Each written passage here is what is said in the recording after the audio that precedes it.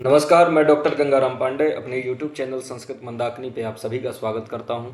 जैसा कि आपको पता है कि वैयाकरण सिद्धांत कौमुदी का लघु सिद्धांत कौमुदी का स्त्री प्रत्यय प्रकरण और वैयाकरण सिद्धांत कौमुदी का कारक प्रकरण चल रहा है और लघु सिद्धांत कौमुदी का समास प्रकरण भी चल रहा है। आज से काव्य प्रकाश की कक्षा शुरू हुई है, जिसमें से काव्य प्रकाश का वीडियो शाम के आज लगभग आ जाएगा, जो भी रिकॉर्ड हुआ है कक्षा में।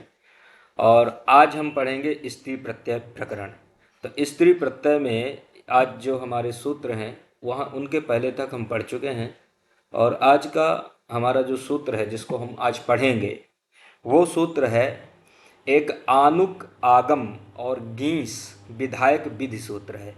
तो ध्यान देना कि ये जो सूत्र है ये आनुक का आगम भी करता है और गीस प्रत्यय का विधान करता है।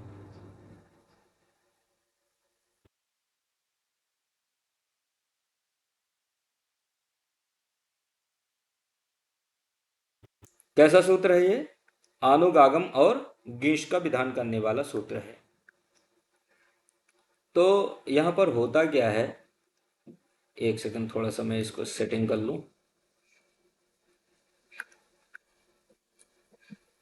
बहुत महत्वपूर्ण सूत्र है ये परीक्षा की दृष्टि से, क्योंकि परीक्षा में ये पूछा जाता है और इस सूत्र के उदाहरण आते हैं हमसे पूछने के लिए। तो ध्यान रखना कि आइए हम पढ़ते हैं सूत्र क्या है। सूत्र है जैसे कि आपको स्क्रीन में दिख रहा होगा, इंद्र वरुण भव सर्व रुद्र मृड हिम हिम अरण्य हिमारण्य यव यवन मातुलाचार्याणाम आनुक। फिर से इसको पढ़ दे रहा हूँ, इंद्र वरुण भव सर्व रुद्र मृड हिम अरण्य यव यवन मातुलाचार्याणाम आनुक। तो ये सूत्र क्या करता है? आनुक और गीश का विधान करता है। इसको दोनों नोट कर लेना कि एसाम, इसकी वृत्ति में लिखा है एसाम आनुगागमः स्यात् गीश्चा। एसाम, एसाम केसाम, इंद्र वरुण भव सर्वरुद्र, इन समस्त शब्दों से, समस्त पदों से आनुक का आगम होता है और गीस प्रत्यय भी होता है। तो एसाम मतलब इंद्र वरुण भव, ये जितने भी शब्द हैं, जितने पद हैं, इन समस्त पदों से आनुक का आगम और गीस प्रत्यय होता है। ये आनुक का आगम और गीस प्रत्यय करने वाला ये सूत्र है। आनुक में होता क्या है, यहाँ पर जैसे कि मैं लिख दे रहा हूँ,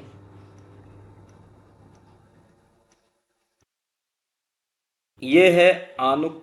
आनुक ये आगम है। आनुक में क्या होता है? ककार उकार की संज्ञा होती है, केवल आन बचता है। क्या बचता है? केवल आन। तो आनुक में, आनुक आगम में केवल आन बचता है और गीस प्रत्यय करता है। तो गीस प्रत्यय है, आनुक आगम है, ये सूत्र करता है। तो जैसे कि इंद्र शब्द है, तो इंद्र शब्द से, इस सूत्र से जब आनुक का आगम और गीस प्रत्यय होगा तो शब्द बनता है हमारा इंद्राणी। ये पूछता है, जैसे जितना भी जहाँ जहाँ से प्रश्न बने हैं जो इम्पोर्टेंट है उसको मैं आपको नोट करा दूंगा। ये समस्त जितने भी हैं ये उदाहरण हैं और ये आपसे पूछे जाते हैं। इंद्रस्य, इंद्रस्य स्त्री इंद्राणी, मतलब इंद्र, जब इंद्र शब्द से जब हमको स्त्रीत्व की विवक्षा करना है, ऐसी स्थिति में पूर्व जो सूत्र है पुंयोगात आख्यायाम, वहाँ से जो तो उसकी अनुवृत्ति आ जाती है कि पुंवाचक शब्द का जब स्त्री में प्रयोग करना है या स्त्रीवाचक शब्द बनाना है, पुंवाचक शब्द का, पुल्लिंगवाची शब्द का, तो ऐसी स्थिति में ये जो सूत्र है ये आनुक आगम और गीस प्रत्यय का विधान करता है। जैसे इंद्रस्य स्त्री इंद्राणी, इंद्र की जो स्त्री होती है, इंद्र की जो पत्नी होती है, उसको हम इंद्राणी कहते हैं। तो इंद्र से ही क्या होगा कि ये जो सूत्र है, जैसे पहला पद इंद्र ही है, तो इंद्र से क्या हो जाएगा कि इंद्र से आनुक का आगम और गीस प्रत्यय हो जाएगा। तो इंद्र आनुक और गीस, ऐसी स्थिति हो जाती है। जब इंद्र शब्द से आनुक का आगम कर दो तो इंद्र आनुक और गीस, आनुक में केवल आन बचेगा, तो इंद्र आन गीस, गीस में गकार सकार की संज्ञा ई, तो इंद्र आन ई, इंद्र आन ई। ऐसी स्थिति में यहाँ पर इंद्र आन में सवर्ण दीर्घ कर दो और मिला दोगे तो बन जाएगा इंद्राणी। और इंद्राणी में जो आनुक का जो आ है, आनुक का जो ना है, इस ना को क्या कर दो, एक सूत्र है अट्ट कुपवांग नुम्ब विवाहेपी। अट्ट कुपवांग, अट्ट कुप वांग, ये जो सूत्र है, इस सूत्र के द्वारा क्या कर देना है, नकार को ड़कार कर दो तो बन जाता है इंद्राणी।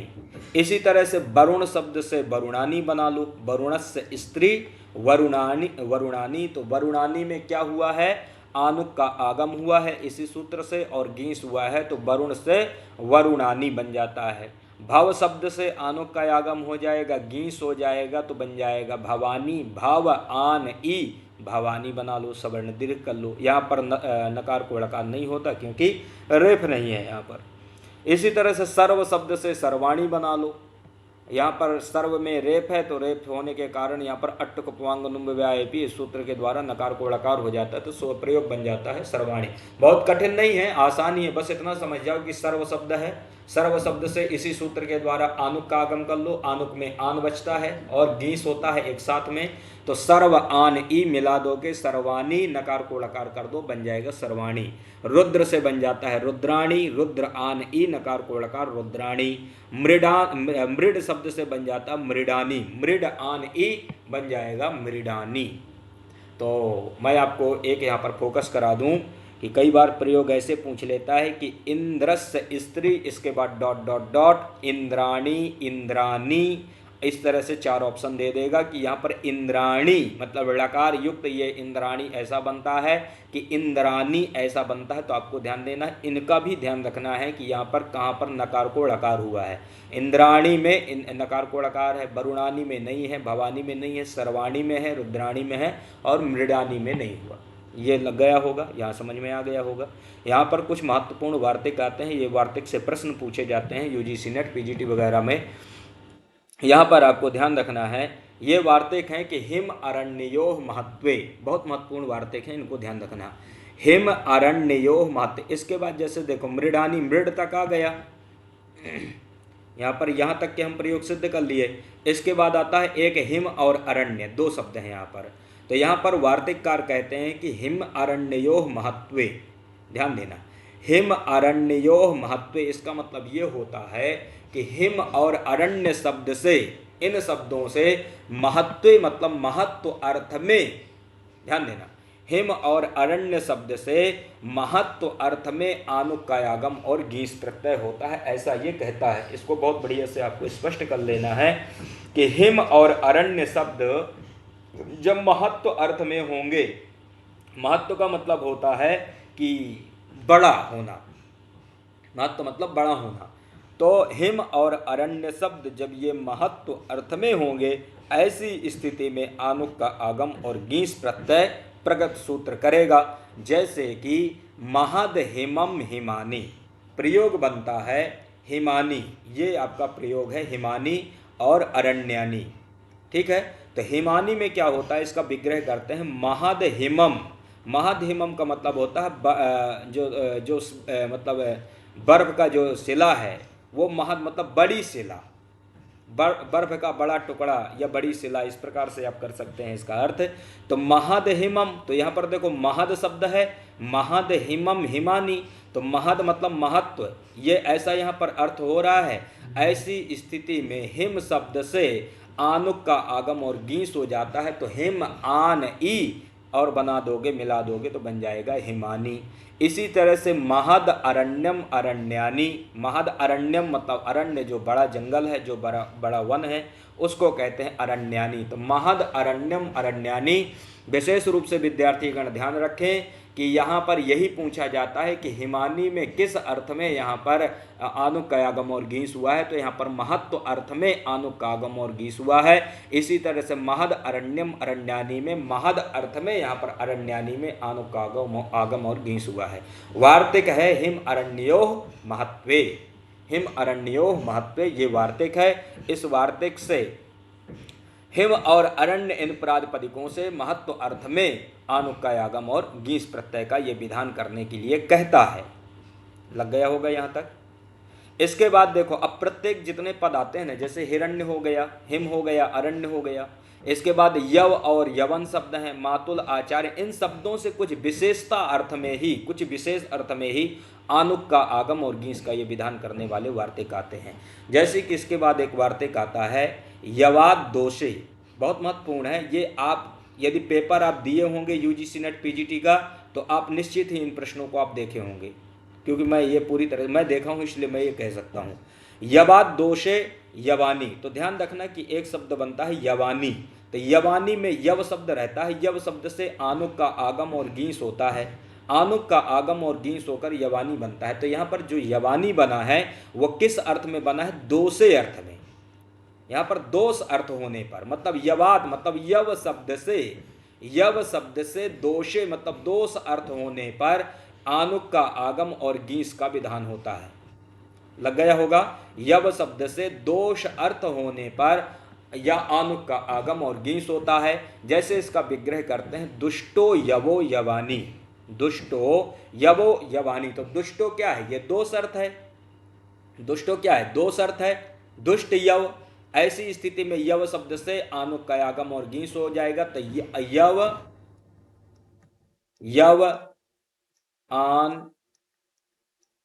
आन और इसके बाद ई कर दो, इनको मिला दोगे तो बन जाएगा यवानी।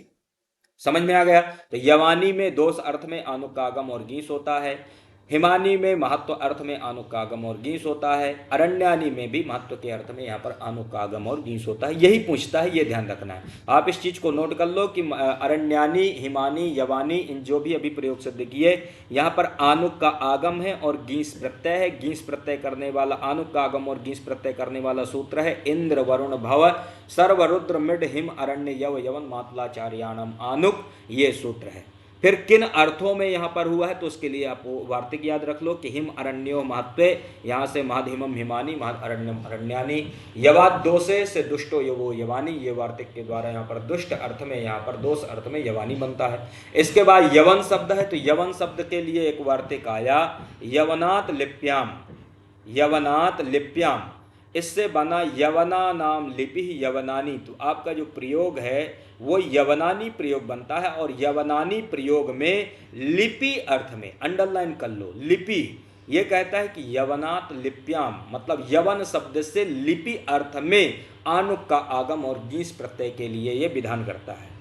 तो यवन शब्द जब लिपि अर्थ में होगा, जैसे यवनों की जो लिपि है, जैसे फारसी, उर्दू, तो ये इस लिपि अर्थ में यवनानी शब्द बनता है। लग गया होगा?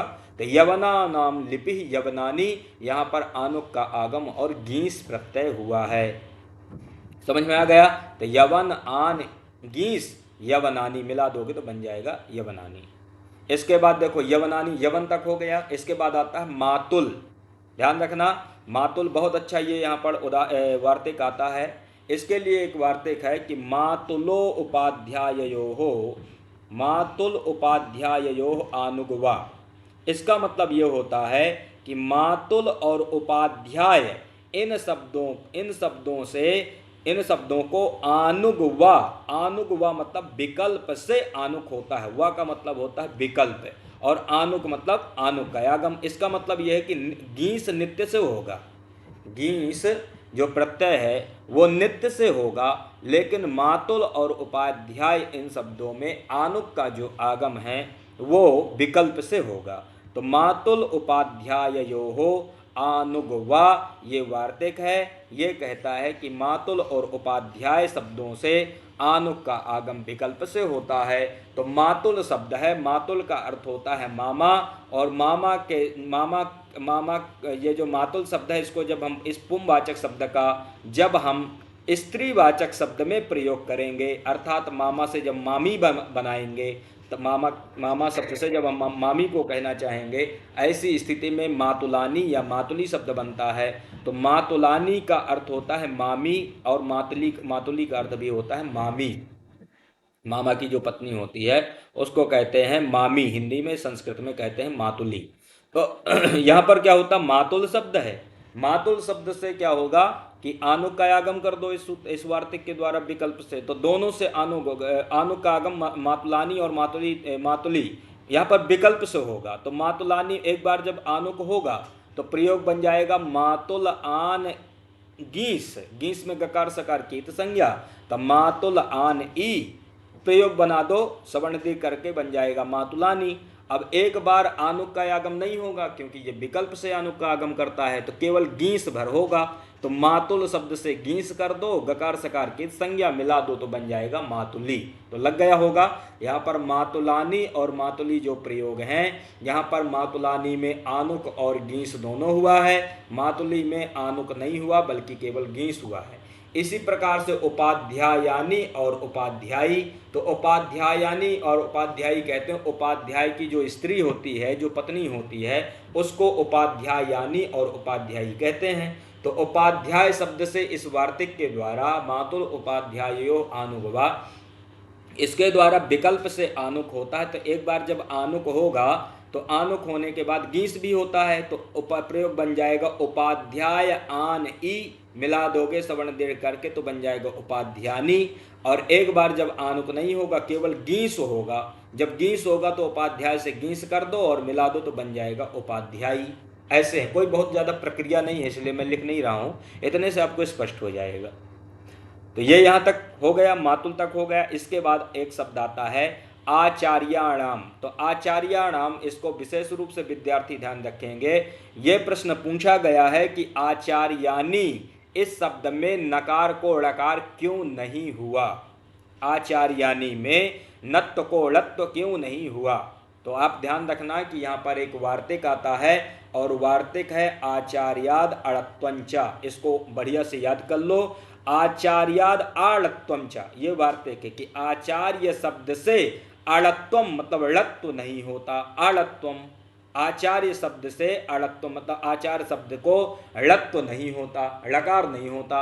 अब जैसे आचार्यस्य स्त्री आचार्यानी, आचार्य की जो स्त्री होती है उसको हम क्या कहते हैं, आचार्यानी कहते हैं। तो आचार्य शब्द से क्या कर देना है कि इंद्र वरुण भव सर्व रुद्र मृड हिम अरण्य यव यवन मातुलाचार्याणाम आनुक, इस सूत्र के द्वारा आनुक का आगम और गीस कर देना है। आचार्य आन गीस का ई, तो आचार्य आन ई, और इनको सवर्ण दीर्घ करके मिला दोगे तो बन जाएगा आचार्यानी। अब आचार्य शब्द में रेप है, रेप होने के कारण अट्टकुप वांगुनुम्ब विवाहेपि, इस सूत्र के द्वारा नकार को ळकार होना चाहिए था। जो आचार्य यहाँ पर जो आनुक का जो आन है, इसका जो ना है, इसको क्या होना चाहिए था, ळत्व होना चाहिए था। लेकिन एक वार्तिक आ गया आचार्याद अड़त्वंचा, और इसने कहा कि आचार्य शब्द से ळत्व नहीं होता। जब ळत्व नहीं होता तो प्रयोग बनता है आचार्यानी। इसको बहुत अच्छी तरह से आप नोट कर लो कि आचार्यानी में नकार को ळकार नहीं होता, क्योंकि आचार्याद अड़त्वंचा ये निषेध करता है। बहुत सारे एग्जाम में ये क्वेश्चन पूछा गया है कि यहाँ पर क्यों नकार को ळकार नहीं हुआ, तो ये वार्तिक है जो नकार के ळकार का निषेध करता है। यहाँ तक लग गया। अब इसके बाद एक और वार्तिक आता है। क्या वार्तिक है, महत्वपूर्ण वार्तिक है। ये कहता है कि अर्य क्षत्रियाभ्याम व स्वार्थे। तो ये जो सूत्रस्थ जो उदाहरण है यहाँ तक, ये पूरे आचार्याणाम तक ये तो हो गए पूरे। अब इसके बाद एक वार्तिक है आर्य क्षत्रियाभ्याम व स्वार्थे। इसका मतलब ये होता है कि आर्य और क्षत्रिय, आर्य और क्षत्रिय इन शब्दों से स्वार्थ अर्थ में, ध्यान रखना, स्वार्थ अर्थ में मतलब अपने अर्थ में, मतलब ये जो पूर्व के जो उदाहरण हैं यह सूत्र है, ये क्या करता है कि जब पुंवाचक शब्द को जब स्त्रीवाचक शब्द में प्रयोग करना हो, ऐसी स्थिति में गीस का विधान करता है कि पुल्लिंगवाची शब्द का जब स्त्रीलिंग में प्रयोग करते हैं तब ये आनुक का आगम और गीस होता है। तो उसके मतलब उसके वो मतलब ऐसी स्थिति में ना करने के लिए कि भाई हम पुंवाचक शब्द को स्त्रीलिंग में ऐसा प्रयोग करना कुछ अर्थ नहीं रख रहे, बल्कि हम केवल ये कह रहे हैं कि अरे और छत्री ये शब्द स्वार्थ अर्थ में, केवल अपने अर्थ में जब ये रहेंगे तो ऐसी स्थिति में क्या होगा, आनुक का आगम और गीस प्रत्यय होगा विकल्प से। अंडरलाइन कर लो कि अर्य और क्षत्रिय इन शब्दों से स्वार्थ अर्थ में आनुक का आगम और गीस प्रत्यय होता है विकल्प से। तो ये सूत्र, ये जो वार्तिक है ये विकल्प से कार्य करता है। इसका मतलब ये है कि एक बार कार्य करेगा, एक बार कार्य नहीं करेगा। मतलब एक बार आनुक का आगम गीस होगा, एक बार नहीं होगा। जैसे कि यहाँ पर प्रयोग बना है अर्याणी और अर्या, इसी तरह से क्षत्रियाणी और क्षत्रिया। तो यहाँ पर होता क्या है कि यहाँ पर अर्य शब्द है, ध्यान देना, यहाँ पर अर्य शब्द है और इसी तरह से क्षत्रिय शब्द रहता है। अब अर्य शब्द से क्या करना है कि स्वार्थ अर्थ में इस वार्तिक के द्वारा अर्य क्षत्रियाभ्याम व स्वार्थे, इसके द्वारा क्या कर देना है, आनुक का आगम कर देना है। आनुक में उकार उकार और ककार की संज्ञा आन बचेगा और साथ में क्या कर देना है, गीस प्रत्यय कर देना है। गीस में गकार सकार की संज्ञा केवल क्या बचेगा, ई बचेगा। इससे क्या बचेगा, केवल ई बचेगा गीस में। ऐसी स्थिति में अब इनको मिला दो, सवर्ण दीर्घ कर दो, तो अर्य आन ई बन जाएगा अर्यानी, और नकार का जो अर्यानी का जो ना है इसको क्या कर दो, अट्ट कुपवांग नुम्ब व्यायपी, इस सूत्र के द्वारा लकार कर दो। जब लकार हो जाएगा तो प्रयोग बन जाएगा अर्याणी। लग गया। अब ये जो वार्तिक है ये एक बार ये विकल्प से कार्य करता है, इसका मतलब एक बार कार्य नहीं करेगा, मतलब एक बार आनुक का आगम और गीस नहीं होगा। जब एक बार नहीं होगा तो यहाँ पर अर्य शब्द से अजाद्य तष्टाप इस सूत्र के द्वारा टाप प्रत्यय कर देना है। अजाद्य तष्टाप से जब टाप हो जाएगा तो बन जाएगा अर्या। लग गया। इसी तरह क्षत्रिय शब्द है, इसी तरह से क्षत्रिय शब्द है। अब क्षत्रिय शब्द में भी क्या कर देना है, इसी वार्तिक के द्वारा आनुक का आगम और गीस प्रत्यय कर दो। आनुक का आगम और गीस प्रत्यय, तो यहाँ पर भी वही गीस में गकार सकार की संज्ञा ई, आनुक में ककार उकार की संज्ञा आन, क्षत्रिय आन ई, क्षत्रिय आन ई, इनको सवर्ण दीर्घ कर दो, मतलब इनको मिला दो, प्रयोग बन जाएगा क्षत्रियानी। और क्षत्रियानी में नकार को लकार कर दो, अट्ट कुपवांग नुम्बव्यायपी, तो बन जाएगा क्षत्रियाणी। अब एक बार ये, क्योंकि ये विकल्प से कार्य करता है, एक बार जब कार्य नहीं करेगा, मतलब एक बार आनुक का आगम और गीस नहीं करेगा, तो क्षत्रिय शब्द है और क्षत्रिय शब्द से अजाद्य तष्टाप से टाप कर दो, तो प्रयोग बन जाएगा क्षत्रिया। तो यहाँ पर आपको समझ आ गया होगा कि कैसे कैसे ये प्रयोग बनते हैं। आपको ध्यान रखना है, बहुत ज़्यादा फंसाते हैं, क्योंकि आज के समय में एक जो प्रश्न बन रहे हैं वो बहुत हाई लेवल के प्रश्न बन रहे हैं, बहुत ज़्यादा फंसाने वाले प्रश्न बन रहे हैं। इसलिए आपको प्रश्नों को बढ़िया, इनको जो उदाहरण यहाँ पर दिए हैं इनको बढ़िया से याद रख लेना। नकार और लकार का भी बढ़िया से ध्यान देना कि अर्याणी में लकार हुआ है, नकार को लकार हुआ है तो अर्याणी बनता है, ना कि अर्यानी, नी नहीं है, णी है।